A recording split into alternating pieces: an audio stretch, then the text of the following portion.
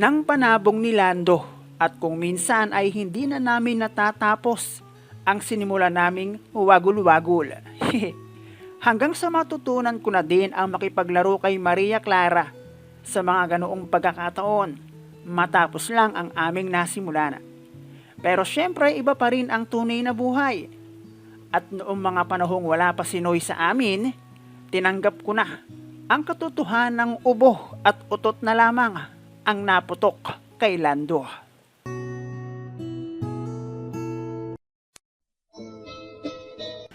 Hello guys and welcome dito sa Kasgul TV. At syempre kung ikaw ay bago dito sa aking channel at trip mo ang ganitong klase ng kwento, palike and subscribe naman dyan.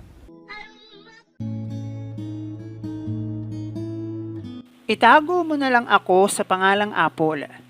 32 years old at may 2 anak sa aking live-in partner na si Lando. OJT ako ng aking makilala si Lando, na siyang aking naging boss bilang ako na kanyang sekretary sa negosyong may kinalaman sa aircon. At kung paano naman ako naging sekretary ni Lando, yun ay dahil na rin sa kanyang pamangkin na aking best friend na itago na lang natin sa pangalang Donna. Kahit na merong kalayuan sa aking pamilya at sa school kung saan ako nag-aaral, ay naging maganda naman ang naging trato sa akin ni Lando na noon ay aking boss. Pero sa kabila noon, ay ang dahan-dahang pagkakaroon ng pagitan sa pagiging mag-best friend namin ni Donna. At ang aking masasagap na balita ay masyado raw akong nagiging mapapel kay Lando.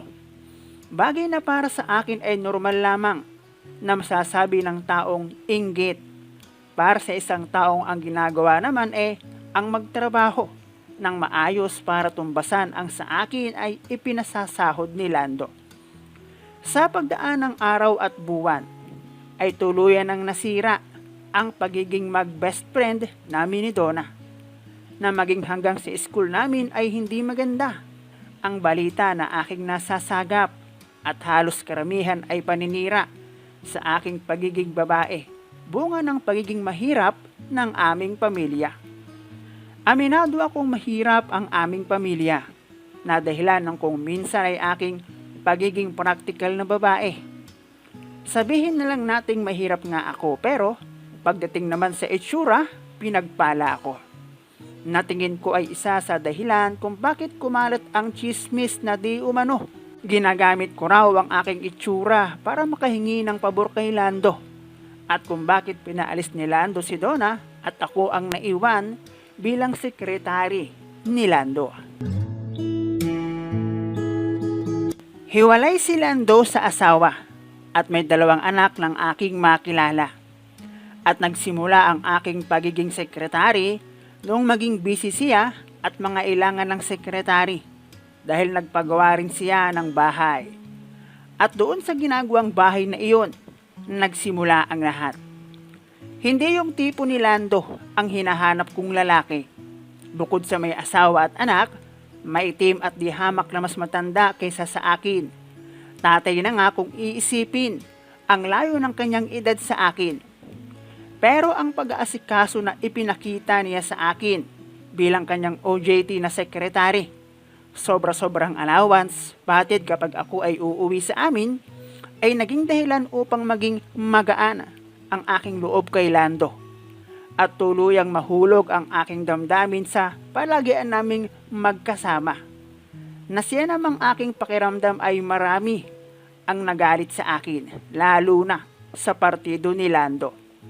Hanggang sa matapos ang aking OJT, tinanggap ko ang alok ni Lando na sa kanya ako magtrabaho bilang kanyang sekretary. Dahil marami na raw akong nalalaman at malaki ang aking may tutulong sa kanya na akin namang tinanggap. Tulad ng dati ay stay-in ako at may sariling kwarto sa ipinapagawang bahay ni Lando, na noon ay hindi pa tapos. Wala akong gastos at lahat provide ni Lando. At dahil kami ang madalas ay magkasama at magkatuwang sa kanyang negosyo, maging sa pagpapatayo ng bahay, hindi ko na malayang si Lando ay hindi na iba sa akin. Panglima si Lando na dumating sa aking buhay. Pero si Lando ang unang nilalang at hinayaan kong makapasok sa sagradong lagusan patungo sa kakaibang dimensyon ng kaligayahan. Walang pag-aalinlangan kong isinurrender ang bataan. Magaan ang loob ko kay Lando at alam ko na maganda ang aking magiging kinabukasan sa kanya kahit hindi ko na-enjoy ang aking pagiging dalaga.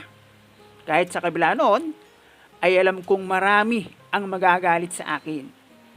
21 years old ako noon, hindi na ako bata at wasto na ang aking pag-iisip. Focus lang sa goal at iyon ay ang makaahon sa hirap. Hanggang sa magbunga ang ginagawang pamamasyal ni Lando sa mahiwagang lagusan at wala siyang nagawa nang hindi ako pumayag na ipalaglag ang nasa sinapupunan ko. Naging hayag iyon hindi lang sa mga kamag-anak ni Lando, maging sa aming mga kliyente sa negosyo. Bagay na blessings pa nga at hindi naman nakaapekto, na siya pang naging daan upang lalong lumawak at makilala ang aming business. Dahil sa pagsilang ng aming panganay, ay may mga posisyon sa company ang kinuha naming ninong at ninang. Plastikan para sa side ni Lando. Mga paimportante lalo na kung merong okasyon. At kung hindi ako magpapapunta ng aking relative sa bahay, hindi kami magkakaroon ng bisita. Ang pagiging mapera ni Lando, di umano'y ang dahilan kung bakit ko siya pinatulan. Walang pinagkaiba sa pagpatol ng isang Pinay sa APAM, ang madalas kong marinig sa mga nakapaligid sa akin. Paano naman yung ganda meron ako at yung pagiging bata ko kumpara kay Lando? Hindi ko naman siya pinilit na gustuhin ako. Marami rin naman ang nasakripisyo sa akin. Pero totoo ang sabi-sabing kapag matagal mo nang kasama ang isang tao, kahit ano pa ang kanyang itsura at maging kulay, kahit malayo ang diferensya ng inyong tangkad, mapamataba man o slim o di kaya naman ibang lahi, kung ni minsan ay walang masamang ginawa sa iyo, maniwala ka sa akin. Gaganda at gagwapo rin yan sa iyong paningin. What's more pa kung may pera, di ba? Nagkaroon kami ng stay-in na empleyado nang matapos ang ipinapagawa naming bahay. 4 na palapag at kami naman ay lumipat sa 3 at 2nd floor ang ginawa naming opisina. At sa paglaki ng aming negosyo, sa pagdami rin ng mga taong inggit sa aming pagsasama. Hanggang sa mayroong isang nagpakilalang lalaki mula sa isang lugar. Nakatapos naman raw siya pero tambay at walang trabaho. At ayon sa kanya, anak raw siya ng yumaong kapatid na panganay ni Lando.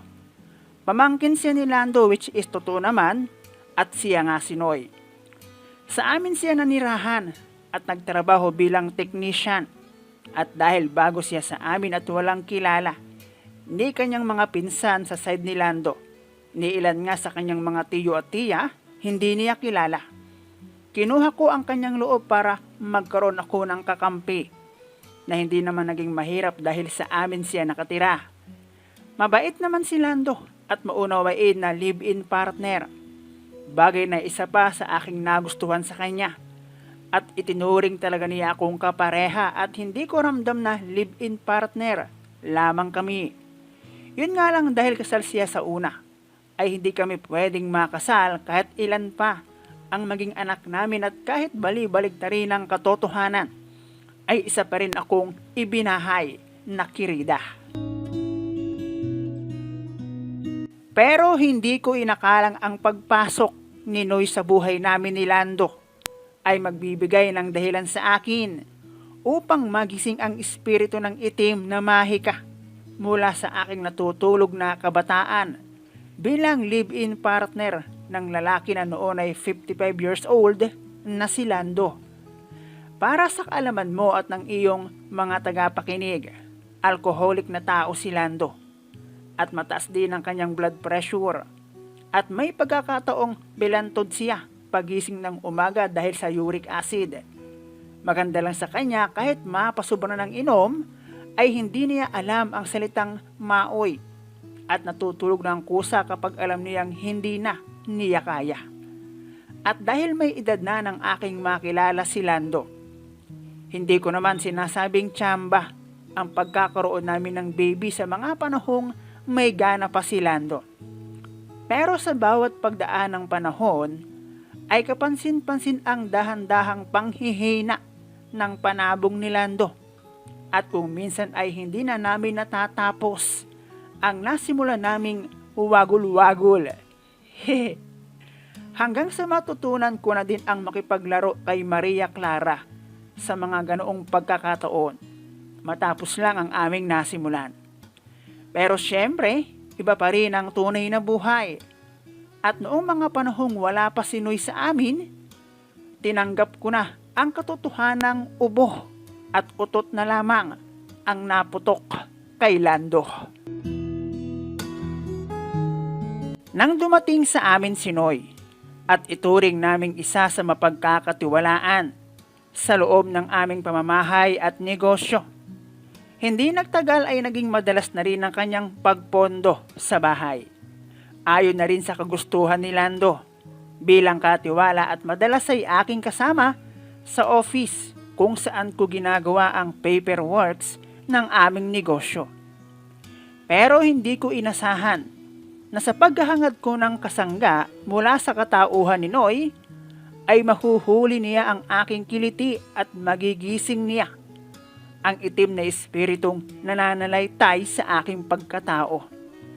Maputi at may itsurang lalaki si Noy, at tulad ko meron ding tinapos. Kahit edad ako ng 5 taon sa kanya, at noong una ay may dahilan kung bakit kailangan ko siyang kaibiganin. Pero habang tumatagal na kasama ko si Noy, nagiging magaan ang bawat paglipas ng oras at panahon sa amin. Hanggang sa pati ang pakikipagbiruan kay Noy, pag wala sa harap ni Lando, ay hindi ko na mapigilan. At nasabi ko pang wag na wag siyang makikipagbiruan o magbibiro pagkaharap namin si Lando para hindi mag-iba ang ihip ng hangin. Kako, dapat pagmukha pa rin ako ay isang boss at si Noy ay aming empleyado. Madali namang kausap si Noy, kaya marahil ay lumalim ang pagiging magkasundo namin.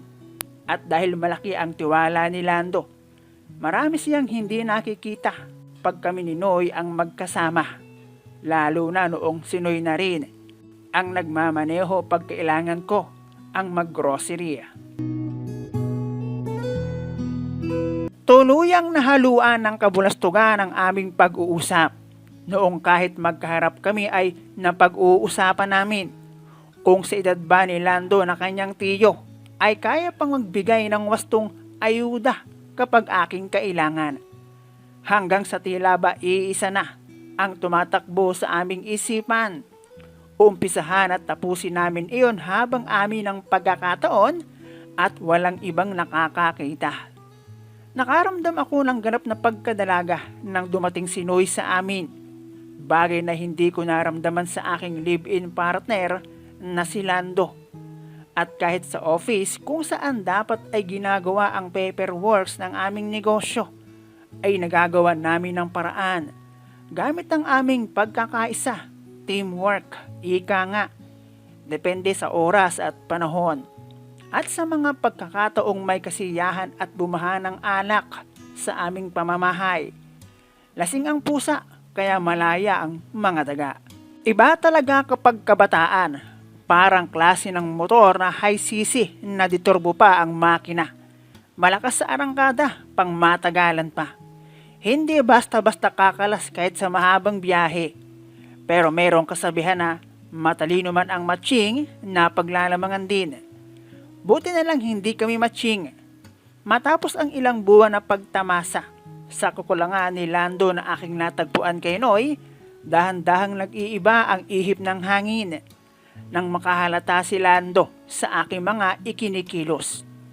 At dahil na rin sa hindi lang naman kami ang tao sa bahay, dahil meron kaming stay-in workers na sa basement lamang namamalagi. Syempre ang ilan doon matagal nang kilala si Lando at na kay Lando ang katapatan. Pinili ko ang lugar kung saan palagi ako ang winner. Malaki na rin ang hirap ko sa negosyong sinimulan ni Lando at hindi ako papayag na mawala na lang ako ng ganon-ganon sa eksena. Hanggang sa maging dalawa ang anak namin. Walang duda na kay Lando yon. Dahil buwan na rin ang lumipas nang itigil ko ang aking pakikipaglaro kay Noy nang magparamdam ang ikalawa namin ni Lando. Ngayon 57 years old na si Lando. Dalawa na ang anak namin at ako naman ay 32 years old na. Sa amin pa rin si Noy naghahanap buhay. Nakakaunawa naman siya sa kung ano ang aking sitwasyon bilang live-in partner ni Lando. Ang totoo niyan, siya rin ang nagbigay sa akin ng idea na mag-ipon para sa sarili. Dahil hindi ko alam kung hanggang kailan ko hawak ang trono bilang kanang kamay ni Lando. Dahil hindi nga kami kasala. Maigi na raw yung meron akong mabubunot sakaling magkagipitan. Dahil walang nakakaalam ng mangyayari sa bawat darating na kinabukasan. At kung bakit nasa amin pa si Noy, bukod sa walang ibang mapupuntahan dahil wala na siyang ina at may sariling pamilya na ang kanyang ama, ay malaki na rin kasi ang nalalaman niya sa negosyo ni Lando. Kakulangan na rin kung sakaling siya ay aalis sa poder ni Lando. At napagkakatiwalaan na rin. Si Noy din ang madalas kasama ni Lando kapag mayroong bidding o kaya naman ay sinisimulang project. Dalawa silang pamangkin ni Lando na pinakang site supervisor. Ang pinagkaiba lang, mas malaki ang nakukuhang pabor ni Noy at sa amin siya nakatira. At natatawa na lang ako pag sinasabi niyang darating din ang tamang panahon para sa amin.